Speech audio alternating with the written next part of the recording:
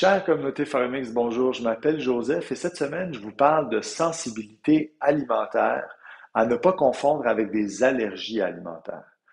Alors, une allergie alimentaire, ça se manifeste en quelques secondes et ça peut être très dangereux, voire létal. Une sensibilité alimentaire, ça peut se manifester en quelques heures, en quelques jours, des mois, des années. Et ce n'est pas nécessairement létal, mais ça risque d'avoir un impact sur votre état de santé à long terme. Autre différence importante avec les sensibilités alimentaires, c'est qu'elles peuvent se développer à n'importe quel moment dans votre vie. Donc, c'est pas seulement quand vous êtes jeune ou quand vous passez à travers, mettons, l'adolescence. Et elles sont fortement influencées par votre environnement externe. C'est-à-dire, est-ce que vous êtes chroniquement stressé? Est-ce que vous manquez chroniquement de sommeil? Est-ce que vous mangez de la nourriture de mauvaise qualité? Ou est-ce que vous êtes très sédentaire, par exemple? Des symptômes communs de sensibilité alimentaire, ce serait quelque chose comme, bien entendu, des troubles digestifs. Ça pourrait également être des maux de tête. Ça pourrait être des problèmes respiratoires et, bien entendu, ça pourrait être de la difficulté à contrôler ou à perdre du poids. Information importante à retenir, c'est que les aliments les moins tolérés, si on regarde à l'échelle mondiale, seraient le gluten, le lactose et les additifs alimentaires, exemple des sulfites. Alors, sur une note plus personnelle, en 2022, moi, j'ai décidé de faire des tests de sensibilité alimentaire et j'en ai fait deux. Ça a donné comme ça, en fait. J'en ai fait un au mois de juin et j'en ai fait un au mois de novembre. Euh, Au mois de juin, j'étais intolérant ou j'avais des sensibilités alimentaires à certains aliments.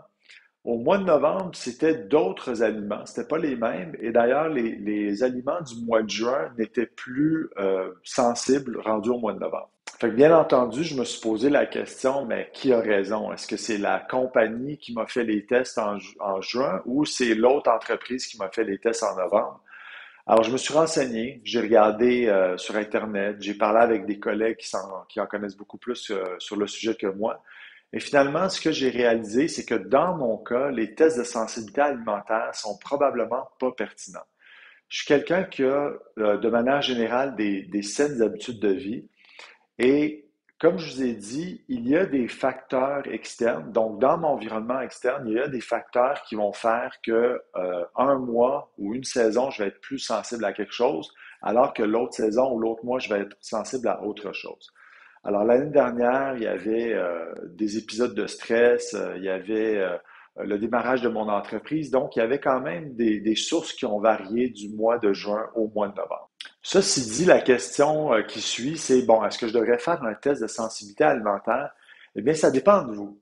Si il y a quelque chose que vous n'arrivez pas à identifier, donc si vous souffrez de symptômes, comme je vous ai dit au début de la capsule, et ou d'autres symptômes, et vous pensez que c'est relié à des aliments que vous mangez, la première méthode, la plus simple, ce serait d'essayer un test d'élimination.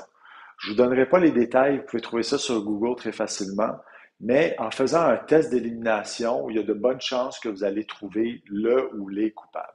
La deuxième option que vous avez, ce serait bien entendu de venir me consulter et de faire mon rapport d'évaluation.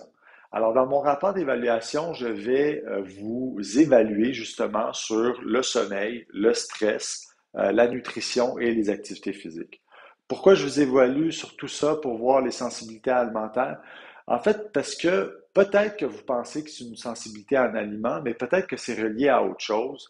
Et si on ne scrute pas les quatre piliers de la santé, c'est très difficile de pouvoir donner des recommandations pour vous aider. Voilà, c'est tout pour cette semaine. Je vous dis merci et à la semaine prochaine.